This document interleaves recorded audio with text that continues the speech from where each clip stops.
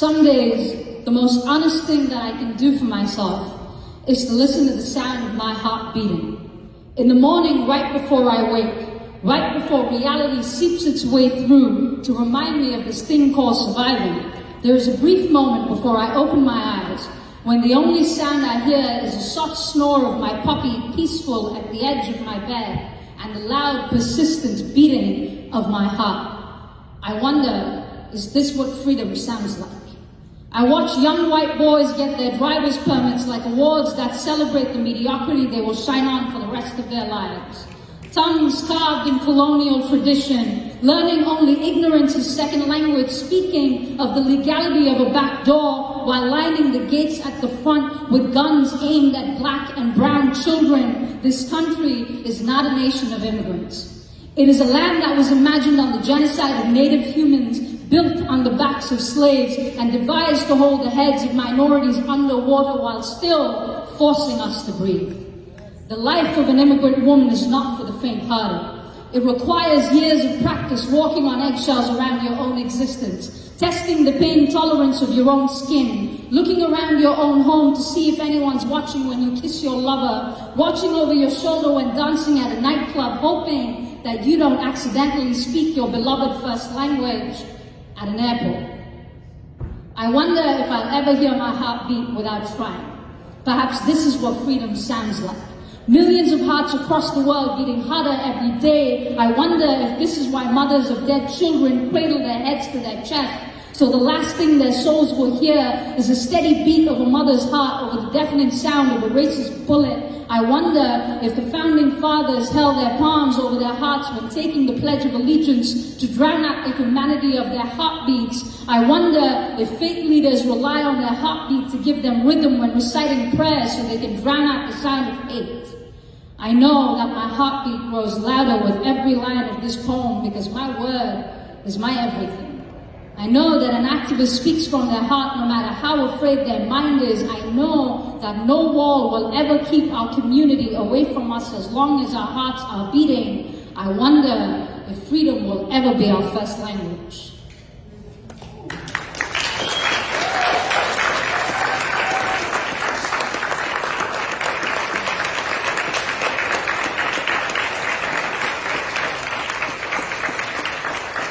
I know this fight won't end in my lifetime. This legacy has outgrown its roots, but decades from now, when this country elects to its highest office a queer, transgender, hijabi Muslim woman of color who came to this country undocumented, ran her whole campaign on her history of being a sex worker, partnered with a gender non-conforming woman of color who raises pit bulls as children. I know then we will hear the future of their heartbeats beating loud and clear, sounding well over the history of white supremacist patriarchy, and none of us will ever forget where we came from.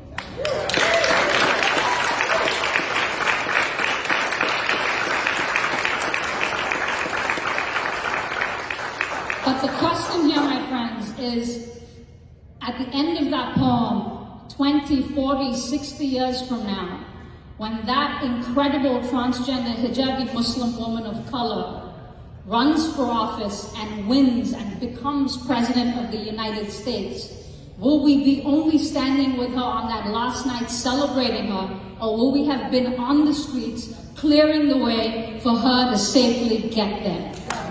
That is what protest is all about. We need to make sure that she can practice her faith freely in the middle of the street if she chooses to. We need to make sure that she is getting the gender-affirming care that she should be getting, covered by every possible insurance in this country so she can be her true and authentic self.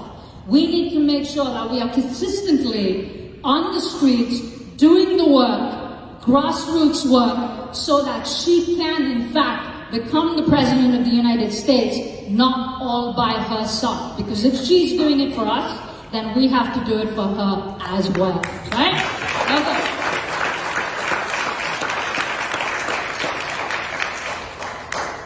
So we have roughly about 22 minutes left in this presentation. How many folks have ever been to a protest before? Raise your hand. Excellent job. How many people have organized protests, been part of organizing protests.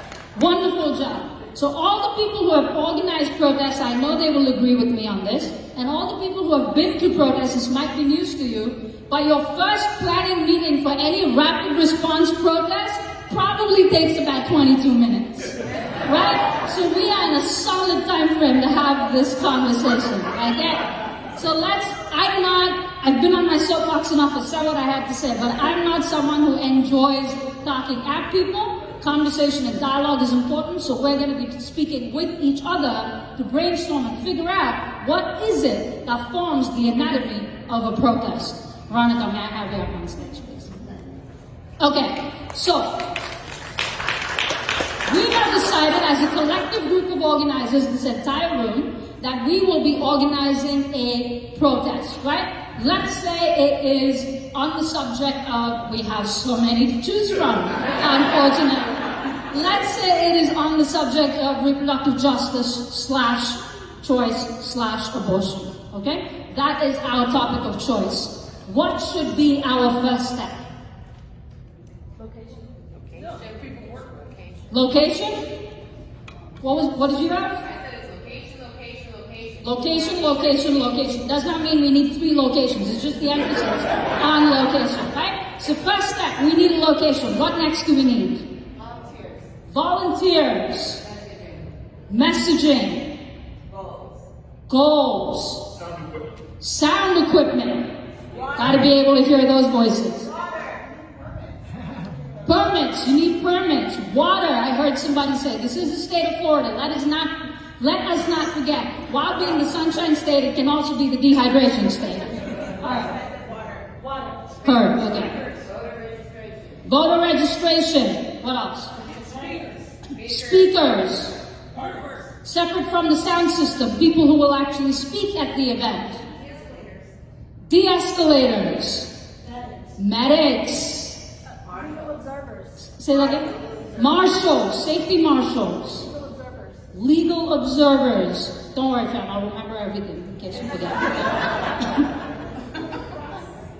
Press. Okay. Let's hold that thought for a second. Let's hold that thought real quick. Okay, let me take you real quick. Rally chant. Okay, yes, the rallying cry. Where are we marching? Route? Where are we marching? What's the route? You need signs. Signs, okay? Artwork, signs, okay. We're gonna pause, real quick, we're gonna pause. I'm gonna take you right next, give me 2 minutes and then I'm gonna take you, okay? So we have location. Go with me on this. Along with location, what else do we need? What are we missing here? We know where. Time and date, yes. Right? So we have the where, we need the when. Right? So we need the time and the date. Now we need the what. What is it? Is it a rally? Is it a march? Right? So I'm kind of guessing this group is about the march. Yeah, maybe? Kind of, sort of, peaceful disobedience? Yes? So maybe rally / march we're gonna do, okay? For the what? Yes, just put it right next to that, yeah. Press coverage. Press coverage. I had you back there, fam. Or facilities needed. Facilities, absolutely. What are the facilities needed? Community partners. Who else is doing this with us? Community partners. Who is doing this with us? Yeah. So we've got the when, what, the who, and the how.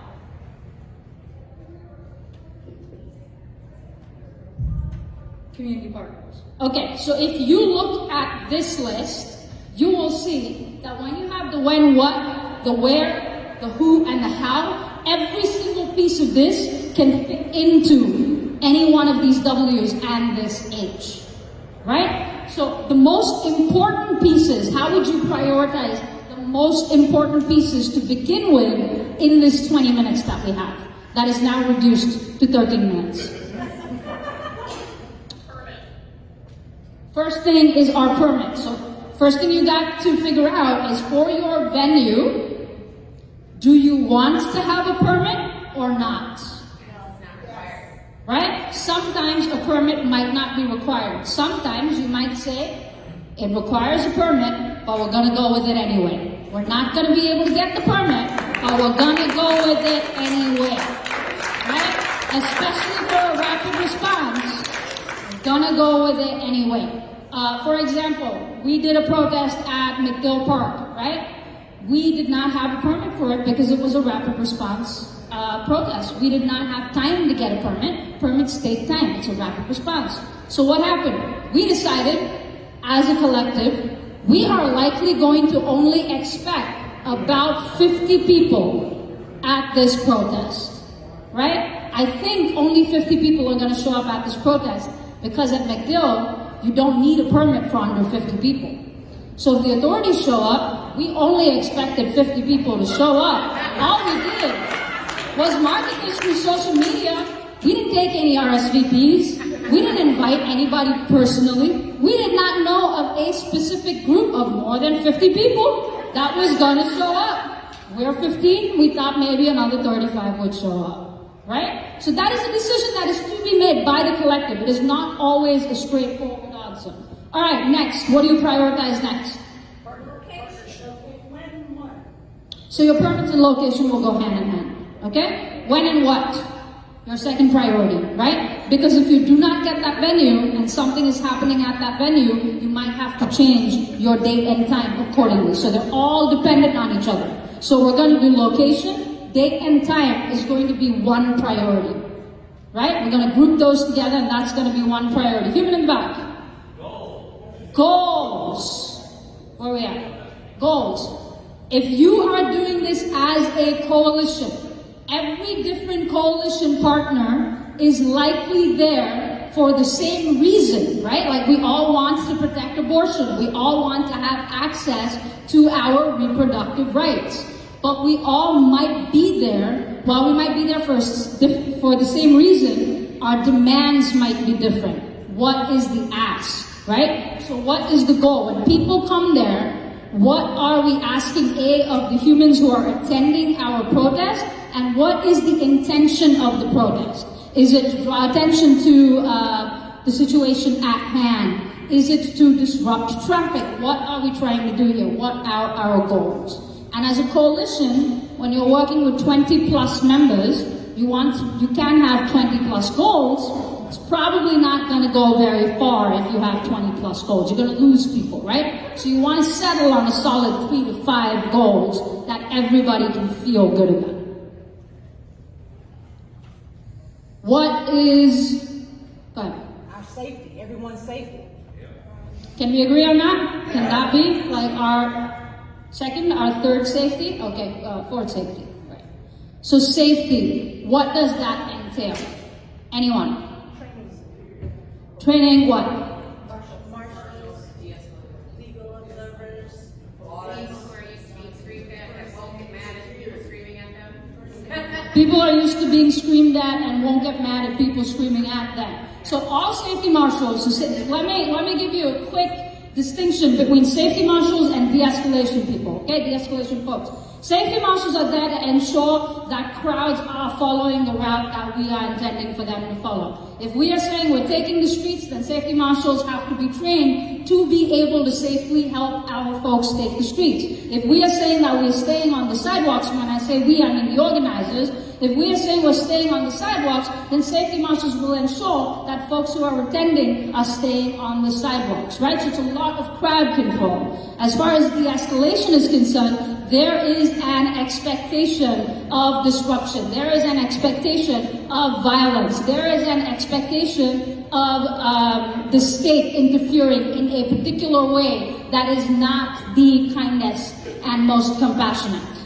Right? So folks need to be very specifically trained on how to de-escalate when said violence takes place. What does that look like? Is it physical de-escalation? Is it verbal de-escalation? What are the expectations and how do we expect people to be de-escalated? My friend there. police liaisons. Police liaison, super important. Tell me, what is a police liaison, my friend? So typically it's an ally who basically speaks on behalf of the march to police, key police, and folks who are participating in that. Okay, you know what's going on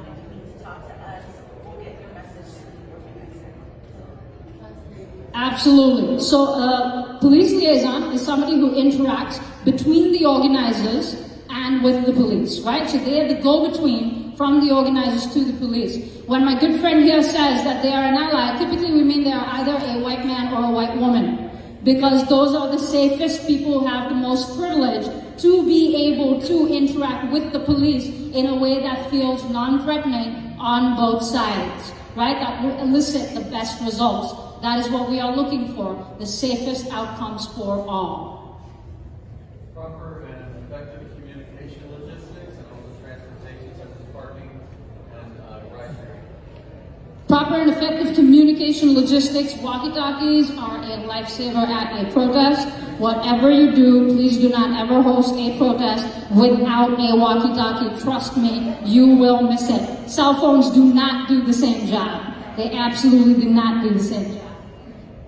Okay, what is our fifth?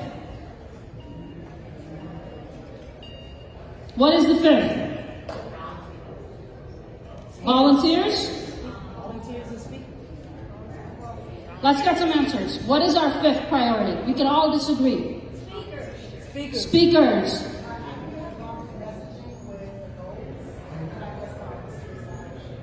Messaging with goals, club with goals, and then volunteers. I'm hearing a lot of volunteers. I'm hearing some speakers. Signs. Okay, this can go any which way, right? Like without your volunteers, it's going to be really, really difficult to do any of the safety pieces. It's going to be really difficult to find your speakers because while we might have a couple of people in our circle, our volunteers are the people who are consistently on the ground, who know our grassroots leaders. Right? When it comes to speakers, keep something in mind. We need to highlight our marginalized communities, the humans who are on the margins of marginalized communities. When it comes to abortion, our trans humans of color have to be highlighted. Undocumented humans who cannot get access, even if Roe was still in effect, have to be highlighted. Right? So the humans who find themselves on the margins of the margins, those are the people that we want as speakers to speak truth from a completely different perspective, a narrative that is not common, a narrative that is not mainstream, a narrative that we do not otherwise have access to because of our own systemic issues. Not for anyone, not for the fault of the marginalized communities. Heard? Perfect. Okay, we have speakers and we have volunteers. All of the rest, just as important, but form part of our miscellaneous logistics for how to move forward, right? Now, one of the important pieces that we are missing here is some sort of monetary resource. Speakers cost money, right? Not human speakers, but like sound system speakers cost money. Water, supplies, signs, artwork, etc., etc.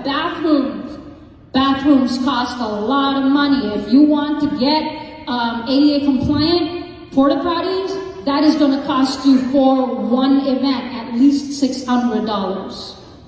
That is the expense behind it. So some sort of funding source, whether we are crowdfunding, whatever that might look like, getting donations from folks, that sort of funding is incredibly important. Right? Those dollars will also help determine whether you can get those permits. Those dollars will help determine how large you want your event to be. No matter how big or large your event is, you never want an event that has too few marshals. You never want an event that has too little water. Right? You also need medical supplies. A medic tent is incredibly important at any protest, no matter what counter-protest you may or may not be expecting. Are we missing anything else from this list?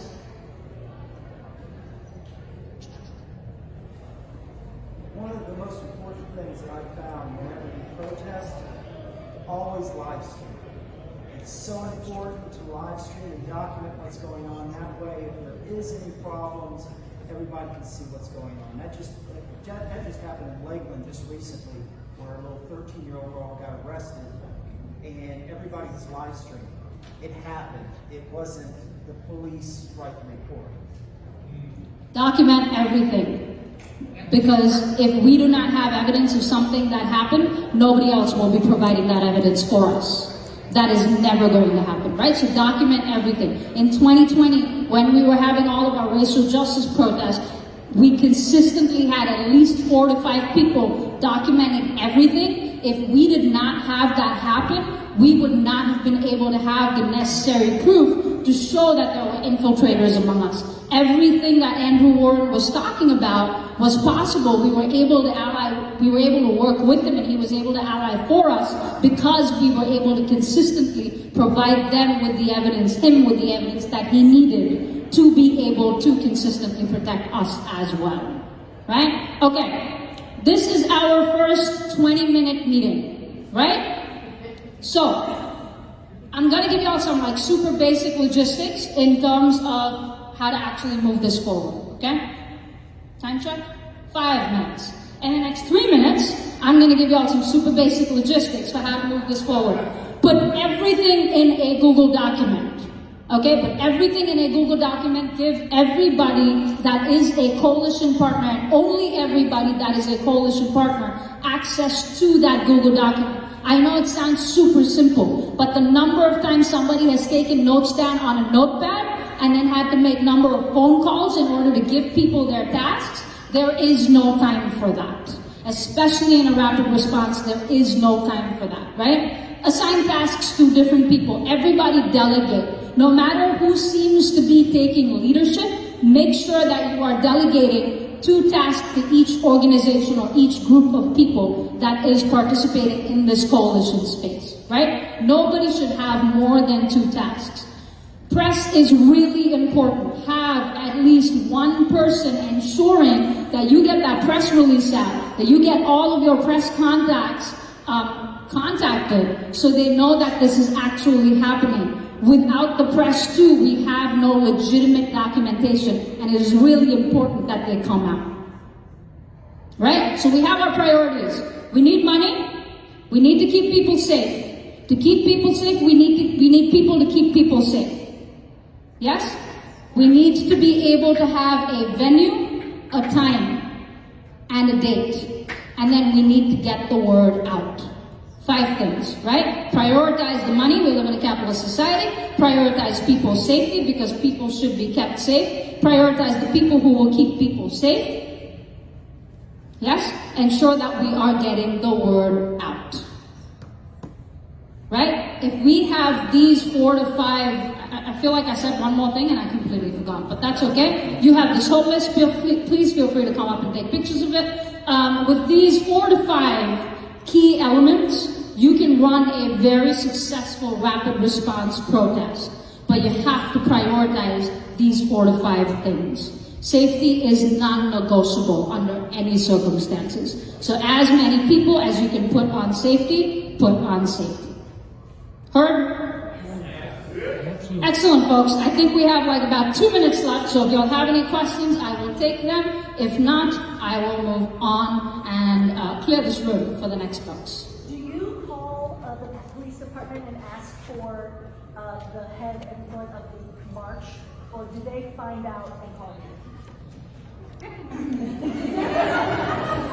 That's a great question. It really depends on what the protest is and who is hosting.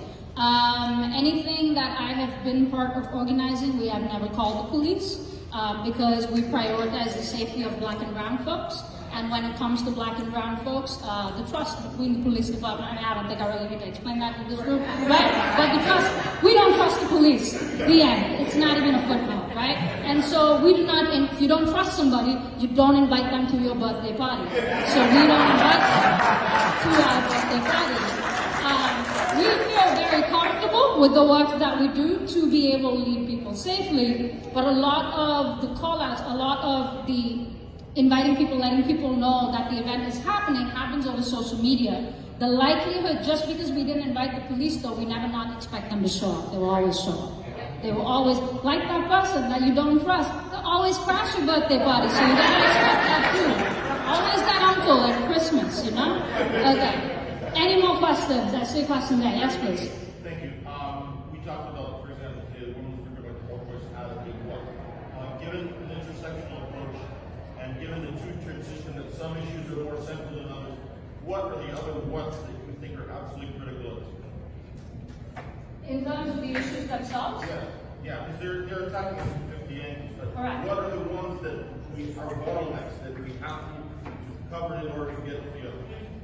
That's a super interesting question. I think you're going to have different answers from different people. So, for example, I'm a masculine performing lesbian who's Indian born and raised. I'm an immigrant, and I'm Muslim.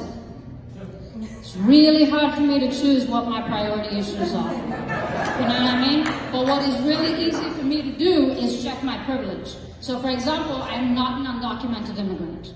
I have privilege there. I am a masculine performing lesbian. There is a lot of safety that I have in my masculinity that keeps me safe, right? So I can check the various privileges that I have on various levels and then throw that to humans who, not throw that, my apologies, that's bad language, but reach out to humans who do not have the same privilege and check with them what their safety factors are. And so based on safety then, I would prioritize. Primarily based on safety. You go down that list of marginalized humans and what intersectionality looks like, we all know that the more identities that you intersect with, the less safe you are in this community and in this country, right? So whoever it is at the highest rung of that ladder with the most intersectionalities and the most possibility of being unsafe from multiple angles, that's the human that we need to be talking to. Those are the communities that we need to be talking to. Those are the communities that lead, and we are the people that follow.